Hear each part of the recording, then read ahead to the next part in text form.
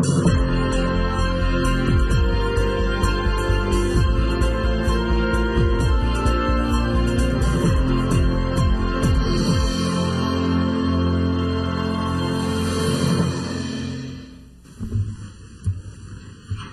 day. I'd like to welcome everybody to the March meeting of the Murfreesboro Parks and Recreation Commission. At this time, we'll call the meeting to order. Our first item on the agenda is our prayer and pledge of allegiance, and Mr. Tim Tips has agreed to lead us in that. Tim? Let's stand and bow. Dear Heavenly Father, we come to you at this time, and we just want to lay open our hearts and our minds to do your will. First of all, we want to keep in mind those that are around us that have suffered over the tragedies of the last few days with the tornadoes and storms that have struck the Middle Tennessee area, and our hearts go out to those that have lost loved ones and have suffered severe physical damage. And we pray, Father God, that you would watch over them and bring them some degree of comfort and restoration. Father, watch over the activities of this board as what we do today would be in accordance with thy will, and we pray that their blessing upon this commission, upon this great city of ours and this state of Tennessee where we live. All these things we ask through Christ's name. Amen. Amen. I pledge allegiance to the flag of the United States of America and to the republic for which it stands, one nation, under God, indivisible, with liberty and justice for all. Thank you, Tim. Everybody should have received their packet earlier in the week that contained the minutes from our previous meetings in January and February. This time we'll entertain any corrections or changes that need to be made to the minutes, and if there are none, motion for approval.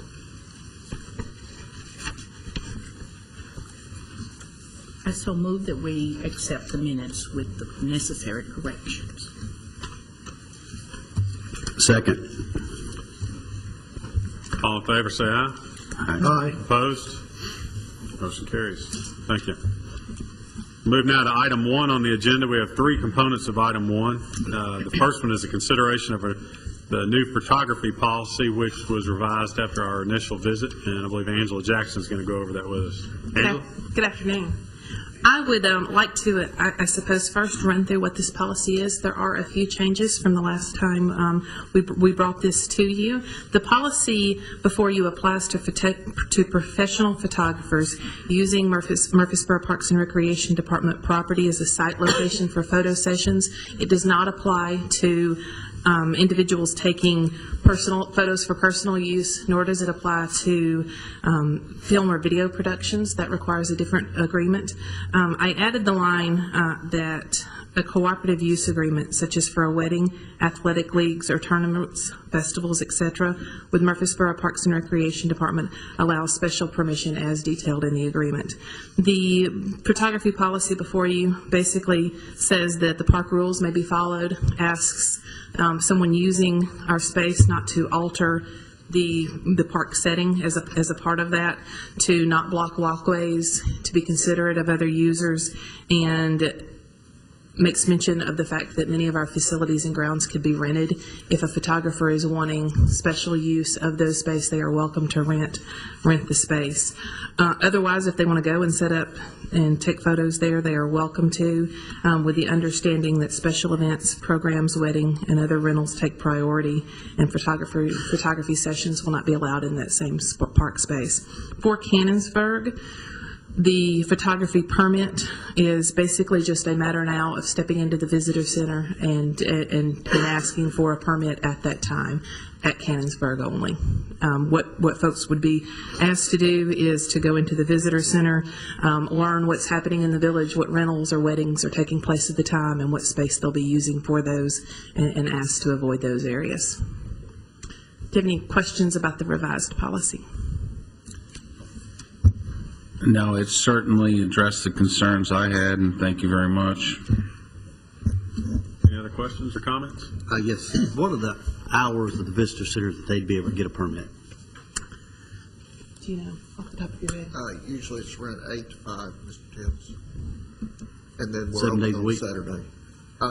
We're not open on Sunday or Monday. If we have a special event or a wedding going on, we have staff there on Sunday, but generally Mondays we're closed. So a professional photographer can only get a permit but Tuesday through Friday from 8 to 5. Is that right? Is that what I'm hearing you say? It'll be Tuesday through Saturday. Tuesday through Saturday from 8 to 5. Okay. Did y'all discuss this with some of the professional photographers in the area to get their feedback on this policy? I have, yes. And what was their conclusions? I think there's a mixed reaction. Like we had discussed earlier, there are people that welcome the idea of a permit policy. I think they're making appointments and they would like some verification that they're going to be able to use the space. I did not talk to anyone who would not be cooperative to this effort. This does seem to be, in my opinion, an easier policy than some of our previous choices, in the sense that if you can check in there at the visitor center, learn what's happening at that particular time. It shouldn't take more than a couple of minutes to do this. And they can always call ahead if they wish. The agreement or the policy seems to extend to all property, but you have a special note for Cannonsburg. So does it extend to all of our properties? The policies extend to all of our properties, in the sense that we ask that all of our properties, the park rules be followed. They can rent those spaces. As far as what we're asking of the photographers, that applies to all park properties. A permit is only necessary at Cannonsburg. So this is just kind of a way of notifying people that are using the other areas that there's a kind of a clearinghouse? As far as the other areas go, basically, we're not asking them to fill out any paperwork. We're not asking them to even necessarily make contact with any of our staff. We're just explaining what they should and shouldn't do. In the other areas, well, let me just go through real quickly. It says all park rules must be followed. Please do not alter the plants, facilities, signs, or equipment in any way. Don't step into the landscape and flower beds. Don't climb on equipment or historical features. Damage and repair cost will be assessed to the photographer and/or responsible party. Photographers shall make effort not to interfere with other park visitors. Do not block walkways or entrances, and please be considerate of other visitors. And then it kind of goes into the line that we had discussed about spaces being available for rent if they so choose. Okay. Well, I just see a question about the other areas. A, how do you enforce this? B, how do they even know it exists? I think for the purpose of the statement here, there's nothing that would involve enforcement in advance. If someone is setting up and doing things that are creating a problem, it gives us a policy to refer back to. How do people know it exists? Well, we can make contact, Mr. Tips, with all of the local photographers. Of course, we have people that come in from, every city around. The intent of this policy is if we have a photographer that is, say, at Old Fort Park, and he is in one of the shelters, and he's set up to take photos of someone's family, and we have that shelter rented, then what this policy says is we have something already established there. And so by policy, you're going to have to relocate to somewhere else. Because a lot of times what happens is we go out and we ask somebody, they may have spent a half hour setting things up, and then they challenge us. And then what the police ask us, is there a policy that I can show them that says that I can make them move? And so that's what we're looking for here in this. It doesn't say that you have to come and get a permit. It doesn't say you have to do that. But if you would like that space, you can rent that space just like the people that has the family reunion or the birthday party. And he could have use of that unencumbered.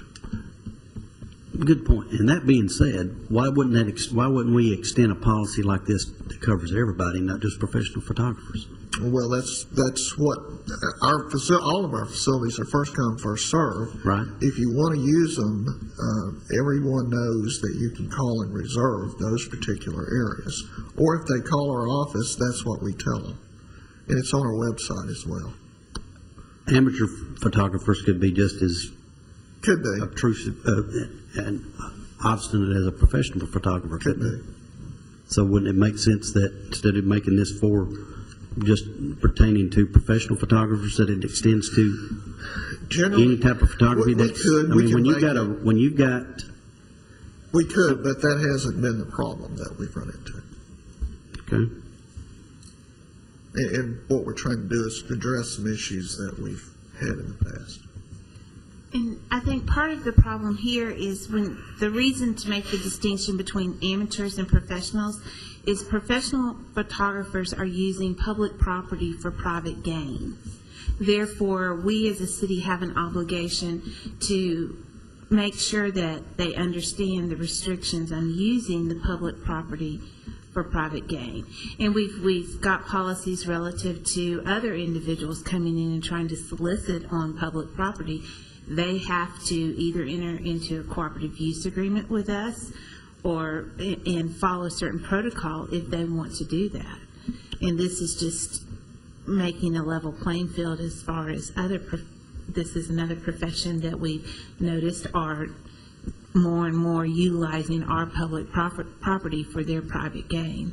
okay. And I understand that part of the equation as well. I still think, well, I'm entitled to my opinions and can vote accordingly, so that's all I have. Okay. I move to approve. Second. We have a motion and a second. Any further discussion? Seeing none, all in favor say aye. Aye. Opposed? No, Motion carries. Thank you. Thank you. Item B is a consideration of the Blue Way designation. Angela, it's back to you. When the Stones River Greenway was first built 15 years ago, we created two river access points. One at the Manson Pike Trailhead as a put-in point for people with canoes or kayaks. The takeout point is at the Thompson Lane Trailhead. This is a 2.6 section of river. We have used it frequently. I've been down it many times myself. It's a very pretty place to paddle. We have a team kayak club that takes advantage. We have a lot of people that are going out there and using that space in their own time. There is a term that is becoming more and more common called Blue Way, basically referring to those river trails, referring to navigable waters that people can use for recreational use, the focus being more on non-motorized boating for the purpose of programs like this. There's a lot of benefits that have been outlaid in the Tennessee 2020 Vision for Parks, People, and Landscapes that TDEC has recently published, and there's several different programs and movements going in that direction. What I'd like to do today is request your approval to designate this portion of the Stones River as a Blue Way. At this time, it's basically just terminology, something that we want to do, start referring to this area as our Blue Way system.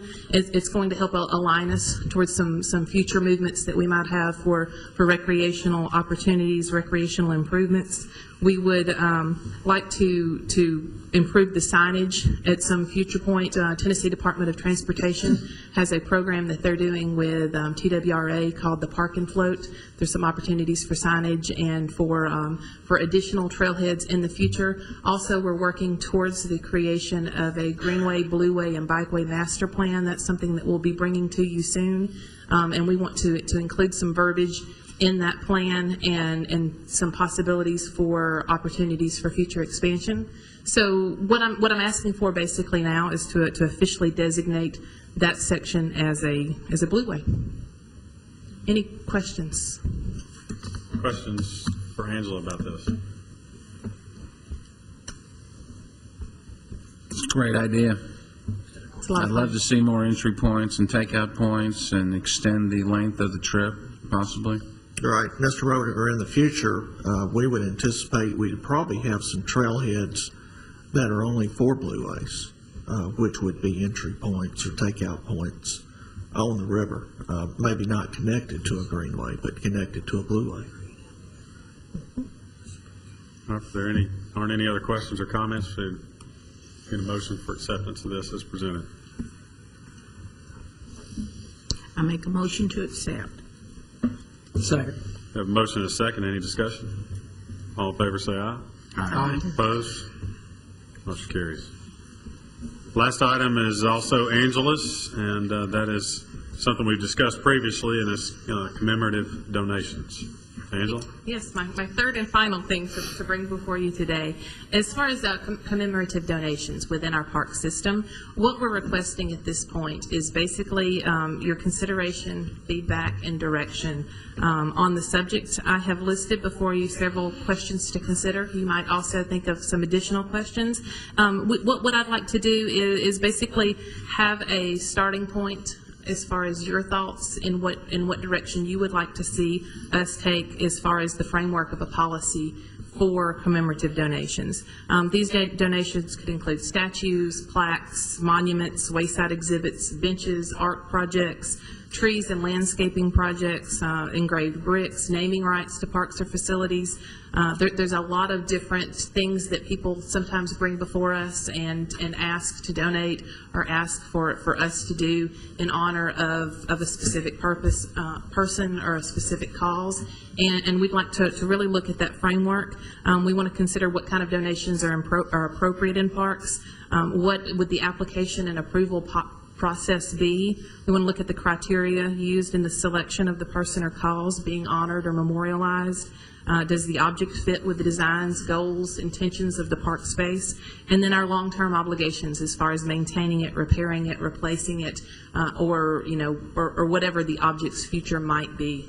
On a long-range basis. And what I'd like to ask basically is for your comments, both now and then if you wanted to follow up with me later, if you can look around. A lot of cities have a lot of different policies.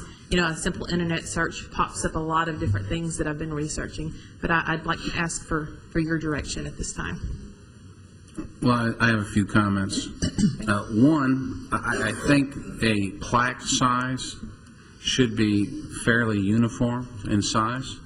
Perhaps also maybe in bronze or stone, something level with the ground in many cases, so it's easily maintained by the mowers. I think also, because we're talking parks, that trees are very appropriate memorials. It's a living memorial. In fact, they'll be there 70, 80, 90 years. It seems that would fit in the plan pretty well. I'm sure there are other monuments that could be quite worthwhile, larger in size and such, and I think perhaps those should be taken into consideration as they come, if they went beyond, say, a uniform memorial. Okay? And the last thing, the obligation to maintain. I think that's a stickler too, because you could have some wonderful plaque in memory of a fine person that does get stolen or destroyed. And since that would be, something that would be donated by those folks honoring him, I don't know if the burden should go back on the park system to replace that. And if that was known, I think it'd be easier for them to accept anything that could happen in the future to it. Good points. Bill? I believe out here, just off of Thompson Lane, we have a memorial or some type of a monument in memory of the tornado that went through out there. That's correct. How is that handled? Was it through the Parks and Recreation? It was installed by the city through the Parks and Recreation. But do we have any? As a commemorative plaque for the city for that tragic event that happened. Do we have any rules or regulations on that? No, sir, we do not. It was decided by the commission and the council, and it's much like what Mr. Roediger was saying. As certain things have evolved, just like the tornado, the tragedy that we had there, we felt compelled to do something. So that was what we did in response to that. So that was a singular event that we did something for. So I think that would go back to Mr. Roediger's larger type plaque, or we actually put almost like a wayside exhibit there with a plaza and so forth. And we brought that to you individually and showed you what that was going to look like, and went to the mayor and council, and that was the decision to do that. Question. Yeah, Tim. First of all, since one of our vice mayors on this commission, question to him about what the city council has done or what the city council has studied on something like this. Well, as far as I know, we haven't studied anything. We don't have a policy on it. This would be something I think we would probably consider as we go forward. The recommendation of this board would be something that the council would want to look at and use in the future if we do it, because this is pretty new.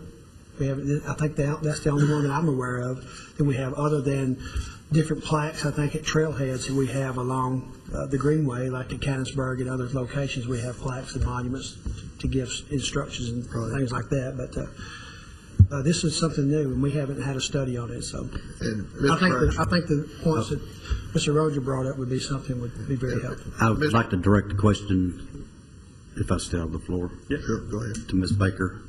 Have y'all done any studies from the legal department side? This is an issue that has come up over the years, sprinkled over the years a few times. And it's really one of those situations where we would definitely want this to be something that would go to council, and it would be council's final approval on the policy as far as how to handle these type of donations. The city code does allow the city to accept donations. We do have that authority. Now, one of the concerns would be we don't want to get in the business of putting a value on the donation and being responsible for valuing the donation and such as that, and maintaining it. That's an extra burden that would be placed on the city. So those would be some factors to consider. Also, often cities would look at what do they actually need, so we don't necessarily, for lack of a better way expressing it, becoming a dumping ground for people's leftovers. We would want to have something in place that we're accepting things we need, that we can use, that fit into the framework of where they are going. So those are some of the factors that we need to consider in creating this type of policy.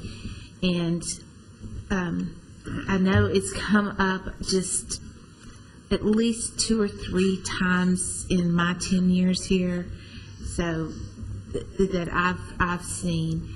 And mostly it originally started not necessarily with the city, but Linebaugh Library. They often get approached for donations, so they've established a policy, and they want people to donate books in memory of people as opposed to something they can use.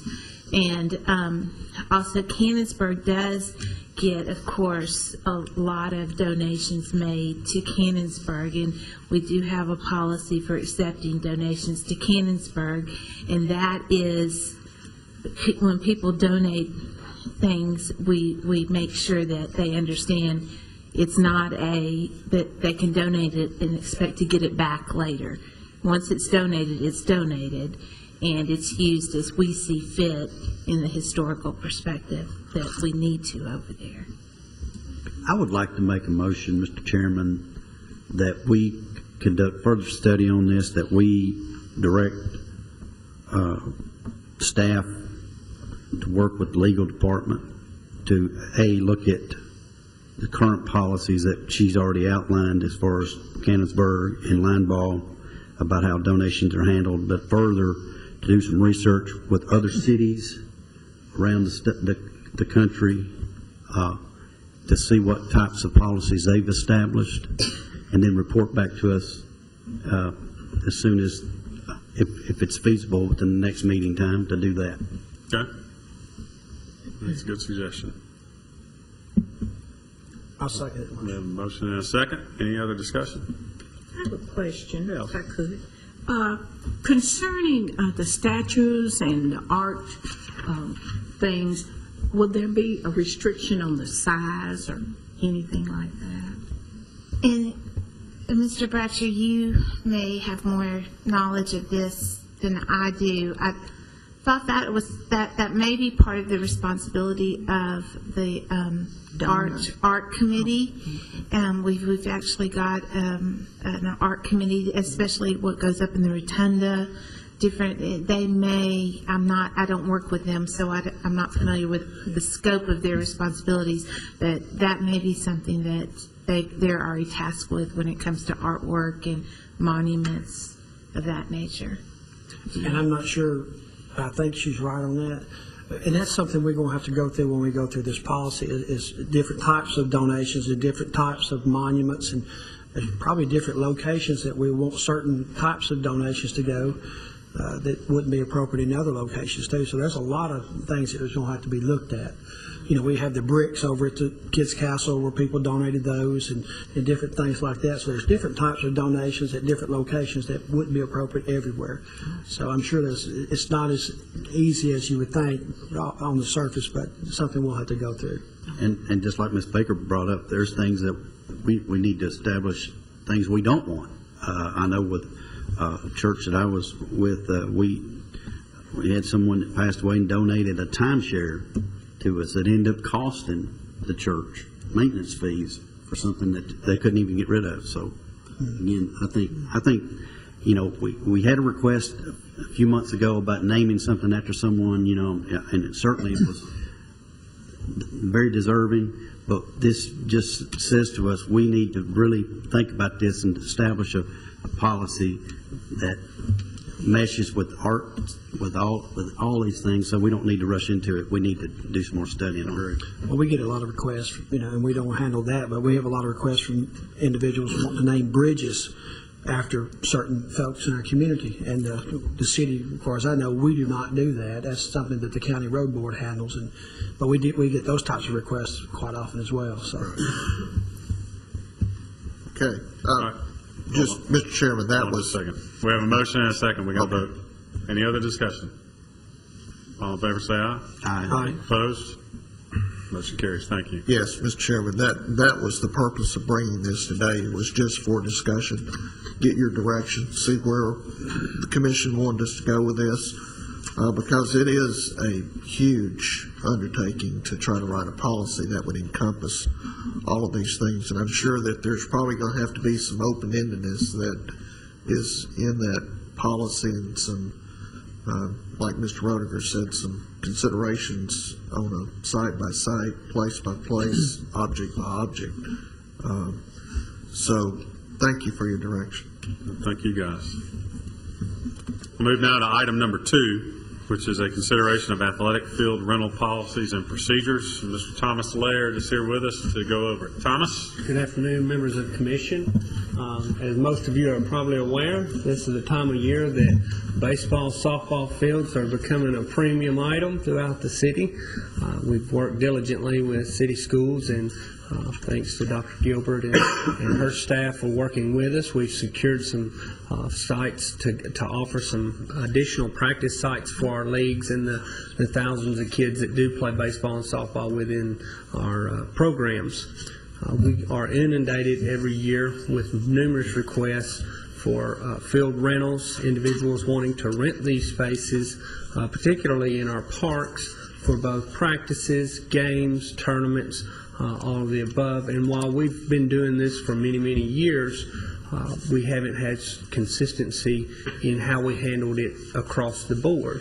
And so we've put all this together in a collaborated effort in what has worked in the past, what does work, and what is the best way to bring tournaments into town and to bring sales tax revenue, but also to take care of our citizens and our individuals that utilize this space as well. So we've put together the policy, and the first page of that policy are the rental fees. Now, these fees are set within our rental policies, and they've been set many years ago throughout our fee structure, but we want that to be the first thing to ensure that we have those fees set and that we are following the fees. There's 3 parts to the policy. One is the field rental, and that's for recreational play or practices. We have lots of travel teams, even some of our recreational teams that like to practice in addition to what the league schedules them. And we try and are working diligently to have first come, first served public fields available throughout the city, but as the seasons progress, it becomes a minimum. And to secure a field on a Sunday afternoon, we want to be able to offer that if fields are available. So we have been doing it in the past at Barfield Park. We'd also like to include Old Fort Park and McKnight Park as well in that based on availability. The next portion is games. Or double headers, and of course our fee structure covers that at $50 a game, $75 for a double header, and we want to make sure we're clear to the individuals renting those. A lot of area travel teams participate in travel baseball, softball, and they have teams coming in from out of town to play in that, and we want to be specific in one that we have the proper insurance for those teams, and that we are covering the liability issues associated with playing those games. We also want to define that game to be sure that it is held in a manner that is conducive to the standards we try to uphold in our parks. And the last portion is the tournament rental policy. Tournaments are huge throughout the city, and we try to book as many tournaments as we possibly can to increase revenues through the park system, and also bring sales tax revenues to the city. And you would be amazed at the number of requests that we receive. We receive requests on Monday to host a tournament on the weekend. And in respect to our leagues and our employees as well that maintain the fields, we want to give a 60-day grace period that they book those tournaments at least 60 days in advance. And we're not saying that we will not consider it if we're able to make that happen, but when these guys plan their vacations and different things, it really makes it hard to schedule staff and schedule the parks to be maintained properly if there's not a big enough lead-up time. So we thought 60 days was adequate. That gives our staff enough time to get a use agreement together so that we can have a good binding contract with the organization. Another thing that we've got in there is we're requiring them to be a sanction through some type of organization, and that follows in the city's policy of individuals making profit on city property. By them sanctioning their event, we are guaranteeing that they are associated with a nonprofit organization there that is verifiable. Individual that comes to us that wants to host a tournament, while intentions may be good, sometimes they may not. We want to be sure that they are associated with a nonprofit organization. By having that in a policy, we can do that. Are there any questions right now on this policy? Questions for Thomas? Mr. Chairman and Thomas, page 1 refers to the rental rates Right. for McKnight, Old Fort, and Soccer, other places. Barfield, everywhere. Barfield. Yes, sir. Okay. I know as a former coach, fields are always at a premium, and I know we talked about a couple months ago with the plan for Oakland that the 2 fields there are not going to be available. Are they available this year, or are they not going to be available at all? What I've done is I have told coaches, and I have schools, coaches, a lot of individuals wanting to utilize that space. And while we have removed ourselves from that because of the construction that's due to start, Laney, you know more about exactly when the construction is planned to start. Construction will start in about 4 to 6 weeks. So we're making that one of our first come, first served spaces that is available to individuals. I'm trying to provide space throughout the city for a dad to take his child to play ball for individuals. So we've made it first come, first served. We're not doing reservations at Oakland, but it is available for the general public to go to utilize until we begin construction. Of course, then it would not. We also have some fields right there in front of Sportscom until the actual league begins. individuals that call me that want to use a field, that's available. And with this policy, we will be able to know which fields are actually available, which fields are not. So if someone calls me and says, hey, we want to just go play catch out at a ball field on a pitcher's mound, we know, and we have a spreadsheet that says what fields are not being used, what fields are being used. Well, just in full disclosure here, I have a vested interest in Central Magnet School, and they have, of course, middle school and high school, baseball, softball. We are taking... And they have, they're very limited. Well, we have 4 fields that are designated to Central Magnet School alone. They are utilizing quite a few of our space. We've actually made the small field for the softball team there at Old Fort Park, and we have pulled our leagues out of there. That's where we've worked with city schools to acquire usage of the city school sites by 5 p.m. each afternoon so that we can do that. The big field at Barfield and at Starplex is being used by our county schools. I think this board would be amazed to see the amount of usage that our county schools utilize our parks. Exactly, and I know they appreciate the opportunity to have Old Fort. I also know that one of the long-term plans I thought was for some property at the VA hospital, which is not going to materialize. And well, right, and that's that was out of our hands. We came to an agreement of usage for that property, and I think that agreement is no longer in place as far as our usage and what we use the VA for. So we've made alternate plans. Mr. Gary Arbit, who is one of our coordinators, works diligently with the schools to ensure practice times and game times that they all get met. And we address that in the policy of who gets priority when it comes to thinking about how we're going to rent fields and allocate space. So I don't want to put my fellow member, Dr. Gilbert, on the spot with this question, but it just, from my own driving around and my own activities, the school sites in particular, I can think of Bellwood and Hobgood and Discovery School that have playground areas that have old backstops and serviceable we're ball currently fields, scheduling those. but they, the field is really, they're so rough in most cases that we've actually not really safe, and I was going to ask. Well, we've actually put a team in place, and we are in the process of adding bases, top dressing, cleaning out the skinned areas. It's going to be a process, and if you'll notice, we're not offering practice and field availability space for the general public to rent space until after April 1st. That gives us the month of March to go through and really work on our ball fields and make sure that they're safe and they're good for the general public. So we're working on the fields that at the school levels, at the elementary schools. We've actually scheduled Optimus League is allocated a certain number of schools.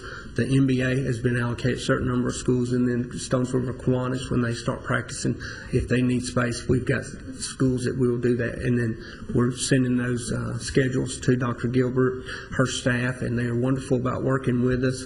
And we are definitely addressing that. I've got a meeting on Friday to actually do a ride through and to get a list of what we actually need to do to get those up to standard. Outstanding. We've been very pleased with the collaboration that we have, and of course we're very committed to that. I think one thing that you'll see is we are in the process of revamping the ESP program, the after-school program, and we really see that program as a way to have the schools as the center of the community, which is what we're very interested in. Been very pleased working with Parks and Rec. Really feel that the whole idea of taking a look at the entire city and looking at it as a blue zone, as a health zone, is very viable. Have some partnerships going on there, so I think you'll see some active changes. We did have some priorities we needed to get together on our end before we could proceed with this, but certainly Lanny knows that we're there to work any way we can and are very, very positive about our relationship. And I think not only will this benefit Parks and Rec, but also the schools and the entire city, which is where our commitment is. And I think this partnership is going to help us establish clear guidelines about maintenance and where that maintenance is going to come come from. So I think we're very clear on that. We've got good understanding. Dr. Gilbert's staff has been excellent in communicating with us. So I think everyone's going to see a big improvement in the use of city schools, and the availability to our teams and to our coaches. We certainly appreciate everybody that puts in their volunteer time, and we're definitely working diligently to make as much space available as possible. One final question, and I promise it'll be it. Will that also extend to maybe tennis courts? Because there's lots of elementary schools and other schools that have tennis courts that are just collecting rust and moss. Right. That's If we could get nets and We have been in discussion on the tennis courts, and we definitely want to utilize the maximum amount of space available, and we have been talking about even implementing soccer programs and different programs, and as those programs materialize and we are confident we can get individuals out to utilize that space, we will allocate funding and maintenance to get those actual venues up to standards so that they can be utilized. Well, I'd just like to commend staff and commend city schools, Dr. Gilbert, for working together on that, because it's certainly, all of these things are great needs for the number of citizens that we have that want to use these facilities, and those Mr. things, Tibbs, that'll be helpful. If I could just add to that, Dr. Gilbert and I have met, and our staff have met, and we've been meeting now for, the last 6 months, I guess, talking about that, and we've been able to make some changes. We've made some organizational changes in our department, and like Thomas said, we put together just a field crew that addresses just the fields. So we're putting emphasis on athletics. We're having very good cooperation out of the city schools, and we certainly appreciate everything that they're doing. But we're looking at the school campuses as school park campuses, so that those schools can become a function within that neighborhood and within that community. And I know that's the goal of the schools, that's the goal of the Parks and Recreation Department. So we're going to look at all the facilities. We're going to look at tennis courts, we're going to look at the athletic fields, we're going to see what works for education during the day and what works for Parks and Recreation, starting at 3:30, 4:35 o'clock, something like that. I have a question. Yeah, Excuse me, Thomas, on page 3, the first two, I guess, rules up there. I was out to McKnight's Park this past season, and I was told that it was the Optimist Club that was putting on this tournament. I'd like to see, especially the pet rule, really, Implement it. yes. And I as well. That is a difficult rule in enforcement, and I'm diligently working with the leagues. Obviously, our staff can't catch everyone that comes into the thousands of people that utilize our park, but we are working diligently with the leagues to help us address this, because the hardest thing is a little dog that fits in someone's purse, and it's a hard thing to explain to someone that while that dog may not be causing a problem, if we allow that dog, we're going to have to allow the Rockwallers or the Pit Bulls in as well. So I think once we explain it to them like that, it doesn't become as much of an issue. Our biggest issue, and that's what this policy is going to really help us with, is by getting these rules out to the tournament directors, where they're able to put those on their website, make those available, because the biggest problem is folks that come in from out of town. Exactly. Our regular season play, it's not necessarily that much of an issue because they know the rules. But folks that come in from out of town, we see this at Spring Fling even, they bring their pet with them without any knowledge of the rules. And we actually put these rules on the TWSAA website now, because as a pet owner, you bring your pet in the middle of summer, there's nowhere really for you to take them then, and that puts the pet owner in a bind, and then us as a staff having to enforce rules puts us in an awkward situation. So that's why we've got this highlighted here, and we want to make sure to put that out. We hope to, upon passing, put this on the website with athletics, so that we can direct any tournament directors to put a link on their website so that people can read that and know that before they come to town.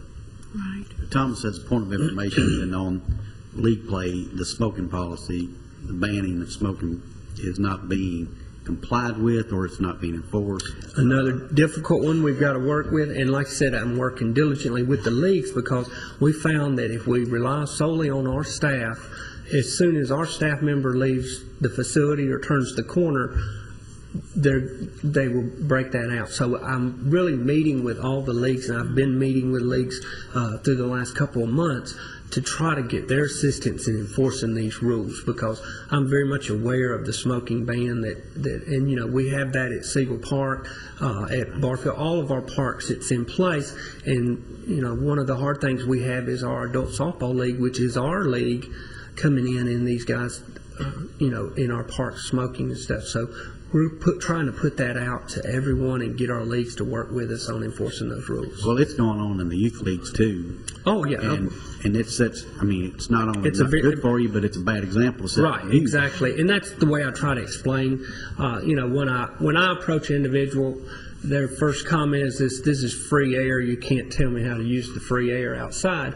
But I try to explain to them while we're not judging or saying any way or the other, is that we're trying to set good examples for the youth, and in a lot of our opinion that smoking and use of tobacco products does not set a good example, and if you can help us with that, we'd appreciate it. So we also have to designate places for people to smoke, and that's because if you don't have a designated area outside of the park, then they're going to find their own, and that's something that we've found.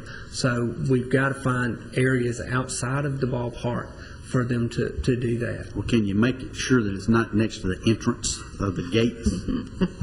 Whatever you do, I mean, Right. that's, you know, there's only one way in a lot of these places. Right, exactly. And, you know, that's something that we've really talked about in several of our locations. And, you know, while we can allocate a certain area and put a certain area there, it definitely takes the work of the league to work with us in enforcing these rules, because they're going to go to the most convenient area.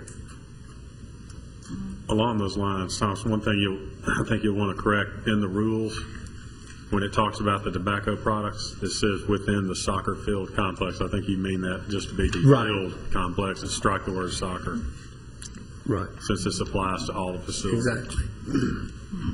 Maybe even just strike soccer field and just complex. Complex, period. Yeah, however you want to do it, but you Right. want to address that. I make a motion to approve it. All right. Second. We have a motion and a second. Any other discussion? All in favor, say aye. Aye. Opposed? Motion carries. Thomas, thank you very Yes, much. sir. We Good look work. forward to seeing everyone. Opening day across the board is April 2nd. We look forward to seeing everybody come out and watch ball games at the parks. Thank you, Thomas. Last item number 3, we have Bart Fight here to join us today to review the revenue report from our holiday specials. Bart, welcome. Mr. Chairman, members of the commission, you should have received in your packet our revenue report for a holiday special, which we ran in December and January, and we're going back to 2007 and 2008. As you can see, you know, revenues have done quite well. When we talked about offering this to our patrons, we wanted a reason to people coming in around Christmas time to keep our regular customers there, and also maybe even patron buy a present for somebody else. So what we did, we offered to buy one, get one free, and in your top bracket there, you have the Patterson Park for the month of December. We offer the buy one, get one free on the monthly or yearly pass, the middle of December to the end of December. And what we did, of course, on the 25% discount, the people that didn't get the advantage of the buy one, get one free for the yearly, we decided to extend a 25% discount in the month of January. So as you can see at Patterson Park, you know, 2007 all the way up through 2010s, you know, the revenues have done quite well there. And also in January 2007 all the way to 2010, they increased. 2009, 2010, both Sportscom and Patterson went down a little bit, but we feel like that was due to the maybe the economy, or maybe people took advantage of the yearly buy one get one free, which they saw that was the best deal in town. So a lot of people took advantage of that. and the bottom bracket there, you see the Sportscom revenues there from 2007 all the way through 2011. You can see they all increased, quite dramatically too. We have been very pleased with our holiday special. We get customers asking, around August, September, are we going to do it again? Are we going to do it again? And we have to, of course, we have to go to the commission to get it approved. But it's been very successful for us and Patterson.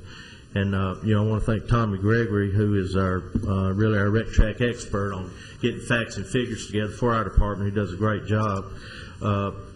But like I said, Mr. Good wanted me to come with you to show you the revenues, and he's very interested in revenues. I can guarantee you that. So that's wanted to bring it to your attention to show you what we've done. And like I said, it's been very successful, and we're looking forward to having offering it from years to come. So like I said, I wanted to bring this to you and let you see the revenues, what we've done, and hopefully we'll keep improving on that.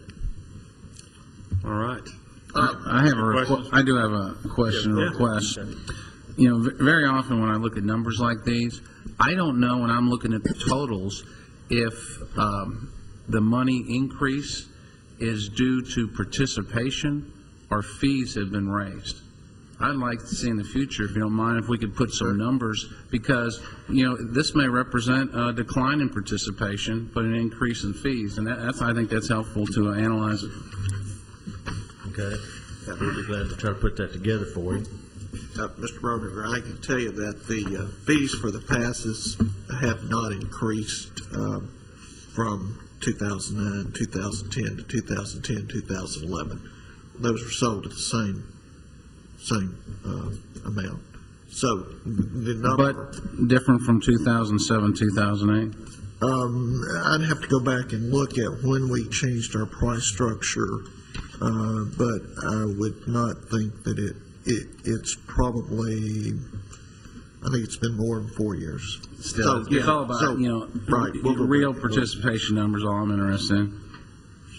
Sure, we also have a lot of people that come that would like to just buy 1 year, and of course on the buy one get one free, you get another year. And our front desk staff does a great job at Patterson and Sportscom, also matching them up with somebody else that comes in, and we'll match them up with that person where they'll get a year and the other one will get a year. So they do a great job working with our customers on trying to implement the program for them to get a year and the other person get a year.